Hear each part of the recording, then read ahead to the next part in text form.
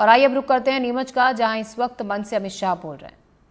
वो देश के अलग अलग हिस्से से आए हुए सीआरपीएफ के जवान और उपस्थित सभी सीआरपीएफ के परिवार को बहुत सम्मान सहित मैं प्रणाम कर मेरी बात की शुरुआत करना चाहता हूं। आज यहां आने से पहले सीआरपीएफ की स्थापना से अब तक 2264 जवानों ने अपना सर्वोच्च बलिदान अलग अलग मोर्चे पर देश की सुरक्षा के लिए दिया है। मैं वो सभी को कृतज्ञ राष्ट्र की ओर से सैल्यूट कर यहां आया हूं और वो सभी 2264 शहीदों के परिवारजनों को मैं कहना चाहता हूं कि आज देश 2047 में सर्वोच्च बनने की दिशा में आगे बढ़ रहा है। उसमें आपके परिवारजनों के ये बलिदान का बहुत बड़ा योगदान है। जबकि देश की आजादी की शताब्दी का सुवर्ण ग्रंथ लिखा जाएगा, सबसे पहले ये अमर शहीदों की वीरता की गाथा सुवर्णमयी अक्षरों से लिखी जाएगी, इसका मुझे पूरा विश्वास है। हमेशा सीआरपीएफ ने देश की एकता और अखंडता बनाए रखने के लिए अपना सर्वोच्च बलिदान देने में कोई कसर नहीं छोड़ी और इसीलिए जब भी देश में कहीं अशांति होती है और गृह मंत्री के नाते जब मुझे मालूम पड़ता है कि सीआरपीएफ का जवान वहां मौजूद है, मैं निश्चिंत होकर अपना बाकी काम करता हूं, क्योंकि मुझे भरोसा है कि सीआरपीएफ है तो विजय सीआरपीएफ के जवान की सुनिश्चित है। भाइयों और बहनों, मोदी जी की सरकार दूसरी बार बनने के बाद 2019 में हमने निर्णय किया कि सभी सीएपीएफ का स्थापना दिन देश के अलग अलग हिस्सों में मनाया जाएगा। उसी के तहत आज ये वार्षिक परेड नीमच के अंदर मनाई जा रही है और आज यहां पर सीआरपीएफ के कई जवान, कई कार्मिक, उनको उनके उत्कृष्ट प्रदर्शन के लिए अलग अलग प्रकार के अलंकरणों से नवाजा गया है। मैं वो सभी को बहुत बहुत बधाई देना चाहता हूं। मित्रों, सीआरपीएफ का योगदान देश की सुरक्षा से अलग हटकर कोई देख ही नहीं सकता। चाहे कश्मीर की वादियों में आतंकवाद फैलाने वाले, नापाक इरादे रखने वाले आतंकियों के सामने जूझना हो, चाहे पूर्वोत्तर में शांति प्रस्थापित करने के लिए हमेशा तैनात रहना हो, और सबसे बड़ी बात पशुपति टू तिरुपति का एक हौसला रखने वाले दुर्दांत नक्सलियों को आज 4 जिलों में सिमट कर रख देना हो। इस सारे कारनामों में हमारे सीआरपीएफ के जवानों का बहुत बड़ा योगदान है। ढेर सारी पुस्तकें भी इनकी वीरता, इनकी कर्तव्यपरायणता, इनका हौसला और देशभक्ति की गाथा नहीं लिख सकती। इस सीआरपीएफ 1939 में क्राउन रिप्रेजेंटेटिव पुलिस के नाम से इसका गठन किया गया। और मित्रों, मैं आज इस मंच से सीआरपीएफ के हर जवान को एक कहना चाहता हूं कि कभी भी ये मत भूलना कि आपके नए स्वरूप सेंट्रल रिजर्व पुलिस फोर्स की स्थापना और उसका ध्वज देने का काम महान सरदार वल्लभ भाई पटेल ने किया है। सरदार वल्लभ भाई पटेल ने न केवल सीआरपीएफ को की स्थापना की, ध्वज दिया, उसके चार्टर को भी बहुत बखूबी से उन्होंने चिन्हित करने का काम किया। और सरदार पटेल के ही दिखाए हुए रास्ते पर इतनी लंबी मजल एक गौरवमयी यात्रा सीआरपीएफ ने समाप्त की है और आज 248 बटालियन सहित 4 जोनल मुख्यालय, 21 सेक्टर मुख्यालय, 2 परिचालन सेक्टर मुख्यालय, 17 रेंज और 39 प्रशासनिक रेंज में लगभग 3 लाख जवान बटकर हर जगह पे देश की शांति और सुरक्षा के लिए काम कर रहे हैं। हमारा सीआरपीएफ इस देश का ही नहीं, पूरी दुनिया का सबसे बड़ा अर्धसैनिक बल होने का गौरव सीआरपीएफ को प्राप्त है। भाई और बहनों, 76 साल के आजादी के इतिहास में कई ऐसे मौके हैं जहां देश की आन बान शान को सीआरपीएफ के जवानों ने बचा कर रखा।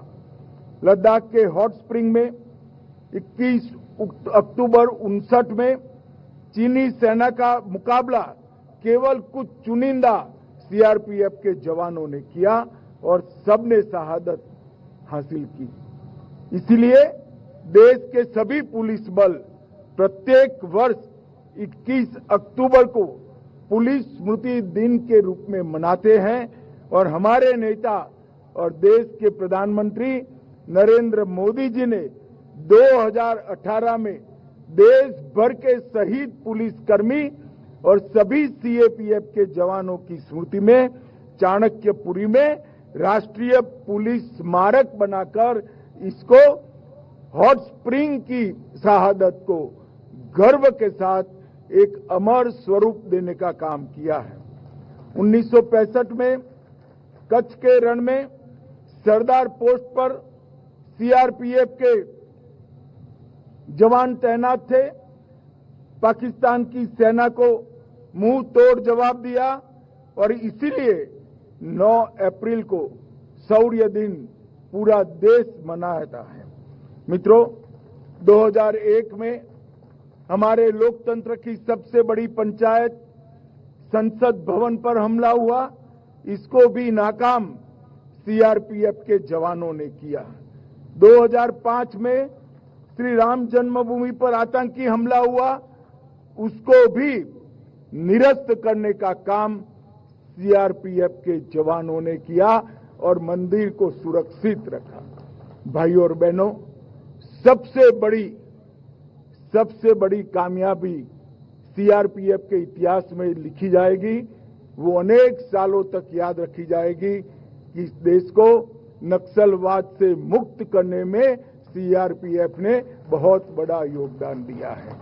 आज भी दुर्दांत नक्सली भी जब उनको समाचार मिलते हैं कि कोबरा के जवान उनकी ओर गति से बढ़ रहे हैं तो उनकी रूह कांप जाती है। इस प्रकार का एक बहुत बड़ा शौर्य का परिचायक सीआरपीएफ की कोबरा बटालियन बनी है। मैं आज इस मंच से 86वीं परेड के दिन पर कोबरा बटालियन के सभी जवानों को हृदयपूर्वक बहुत बहुत शुभकामनाएं और शाबाशी देना चाहता हूं।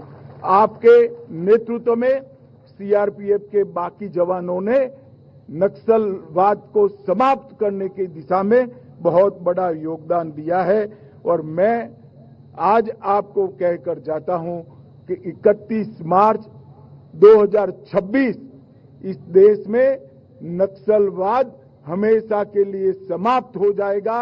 ये प्रण जो है वो आपके ही दम पर इस देश ने तय किया है। सीआरपीएफ के बगैर ये संभव नहीं है। धारा 370 हटाने के बाद कश्मीर के अंदर शांति बनाए रखनी हो या हर चुनाव को बहुत अच्छे तरीके से पारित कराना हो, हर जगह सीआरपीएफ के जवानों ने मन देकर सच्चे मन से ड्यूटी निभाने का काम किया है। और मैं एक बात निश्चित कहना चाहता हूं, धारा 370 हटने के बाद जब कश्मीर में विधानसभा के चुनाव हो रहे थे, बहुत सारी आशंकाएं हो रही थी, मगर मुझे गर्व है मेरे सीआरपीएफ और बाकी सुरक्षा बलों के जवानों ने इतनी सुरक्षा सुनिश्चित की कि एक बूथ को भी लूटने नहीं दिया और एक भी जगह गोली भी नहीं चलानी पड़ी। ये बहुत बड़ी उपलब्धि है।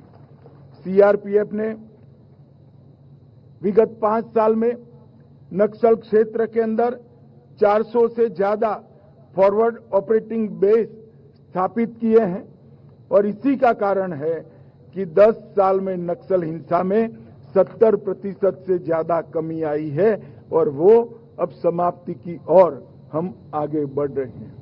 वसुधैव कुटुंबकम हमारे देश के उपनिषदों का संस्कार है। संयुक्त राष्ट्र मिशनों के साथ श्रीलंका, हैती, कोसाओ, लिब्रिया कई जगह पे सीआरपीएफ के जवानों ने संयुक्त राष्ट्र संघ के मिशनों के साथ रहकर शांति प्रस्थापित करने का काम किया है और इसी का कारण है कि अब तक कुल 2708 विभिन्न पदक बल ने प्राप्त किए हैं। वो सभी सीएपीएफ में सबसे ज्यादा पदक अगर किसी को मिले हैं तो मेरे सीआरपीएफ के जवानों, चाहे अमरनाथ जी की यात्रा हो, वैष्णो देवी की यात्रा हो, श्री राम जन्मभूमि की सुरक्षा हो, श्री कृष्ण जन्मभूमि की सुरक्षा हो या महाकुंभ का अवसर हो, हर जगह सीआरपीएफ ने जवानों ने मुस्तैदी के साथ अपनी उपस्थिति दर्ज की है और कानून और व्यवस्था को बनाए रखने में बहुत बड़ी मदद की है। स्वच्छ भारत, एक भारत श्रेष्ठ भारत, त्रिरंगा यात्रा, स्वच्छता ही सेवा, एक पेड़ मां के नाम, कई अभियानों को सीआरपीएफ ने एक बहुत अच्छे तरीके से जमीन पर उतारकर ये भी सिद्ध किया है कि हाथ में बंदूक तो है मगर देश की, समाज की हर समस्या के सामने लड़ने के लिए सीएपीएफ हमेशा सजग है। और मित्रों, कोरोना काल में भी सीआरपीएफ ने ढेर सारी जगहों पे अपनी जान जोखिम में डालकर कई जवानों ने स्वयं को कोरोना ग्रस्त कर लोगों को अस्पताल भी पहुंचाया, खाना भी पहुंचाया, टीकाकरण में मदद भी की और ढेर सारे अभियानों से समाज की सुरक्षा का काम किया है। मैं एक और बात के लिए भी सीआरपीएफ को बहुत बहुत बधाई देना चाहता हूं कि विगत 5 साल में हमने तय किया था कि 5 साल में 5 करोड़ पौधों का रोपण सीएपीएफ के सारे बल मिलकर करेंगे। इसका पहला पौधा सीआरपीएफ के ग्रुप केंद्र गुरुग्राम में मैंने रखा था। 1 करोड़वा पौधा भी सीआरपीएफ के कैंपस नांदेड़ में ही रखा। 4 करोड़वा पौधा भी मैंने यूपी के सीआरपीएफ के कैंप में ही रखा और आज 6 करोड़ से ज्यादा पौधे लगाकर हमने पर्यावरण के प्रति बहुत अच्छी जागरूकता दिखाने का काम किया है। मित्रों, नरेंद्र मोदी जी ने सीएपीएफ के कल्याण के लिए, हमारे जवानों के कल्याण के लिए कई सारे कदम उठाए हैं। देश भर के 7 दुर्गम क्षेत्रों में एयर कुरियर सर्विस को लागू किया गया और हाल ही में भारत सरकार ने वेतन और भत्ते में निरंतर सुधार हेतु 8वें वेतन आयोग का भी गठन किया है। हमने 42 लाख से अधिक आयुष्मान सीएपीएफ के कार्ड दिए हैं, जिसके तहत हजारों हॉस्पिटल आज सीएपीएफ कर्मी और उनके परिवारजनों के लिए उपलब्ध हैं। लगभग आवास योजना में हमने 9.5% सेटिस्फेक्शन रेशियो को बढ़ाया है। सीएपीएफ ई आवास वेब पोर्टल लॉन्च कर 6.5 लाख कर्मियों को खाली आवास देने के लिए हमने प्रयास किया और 1 लाख से अधिक आवास हमने आवंटित कर दिए हैं। अब बल में महिलाओं की भी भर्ती हो रही है। इनके लिए भी 124 महिला बैरक की अप्रूवल दी है। इसमें से 109 बन गई है और 450 बैरक बनाने का काम चालू करने का गृह मंत्रालय ने तय किया है। प्रधानमंत्री छात्रवृत्ति योजना, इसके तहत सीएपीएफ कर्मचारियों के बच्चों को अच्छे से पढ़ाई लिखाई करने की सुविधा, केंद्रीय अनुग्रह राशि को वैज्ञानिक बनाना, विकलांगता अनुग्रह राशि में 50% की वृद्धि करना और 119 मास्टर भंडार और 1794 सहायक भंडार के माध्यम से केंद्रीय पुलिस कल्याण भंडारों को भी हमने ज्यादा लोकार्पण बनाया है। मित्रों, आज आपकी भव्य, मनमोहक, डिसिप्लिन और शानदार परेड को देखकर किसी का भी मन वाह सीआरपीएफ बोल जाए, इस तरह से आपने परेड की तैयारी की है। मैं सभी को बहुत बहुत बधाई देना चाहता हूं और मैं आज आशा व्यक्त कर जाता हूं कि नरेंद्र मोदी जी की सरकार ने जो प्रण लिया है 31 मार्च 2026 को इस देश में एक भी जगह नक्सलवादी उत्पात करने वाले लोग नहीं होंगे। इसमें सीएपीएफ को और विशेषकर सीआरपीएफ और कोबरा बटालियन को बहुत बहुत सफलता मिलेगी। आप सबको अनंत अनंत शुभकामनाएं और शहीदों के प्रति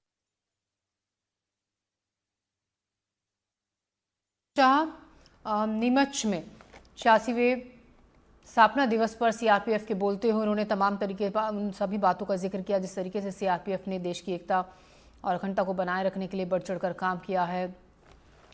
उन्होंने ये भी कहा कि 1995 में कच्छ के रण में सीआरपीएफ के जवान तैनात थे और वहां पर बहुत ही सफलतापूर्वक सीआरपीएफ के जवानों ने काम किया। 2001 में लोकतंत्र की जो सबसे बड़ी पंचायत संसद में हमले का भी जिक्र किया अमित शाह ने और उन्होंने कहा कि उस हमले को नाकाम किया सीआरपीएफ के जवानों ने। इसके अलावा एक बड़ी बात जो नक्सलवाद को लेकर कही कि 31 मार्च 2026 तक नक्सलवाद को पूरी तरीके से देश से समाप्त कर दिया जाएगा, उसमें सीआरपीएफ के कोबरा बटालियन की एक अहम भूमिका है जिसका जिक्र किया गया। फिलहाल एक छोटा सा ब्रेक हम ले रहे हैं, ब्रेक के बाद फिर से लौट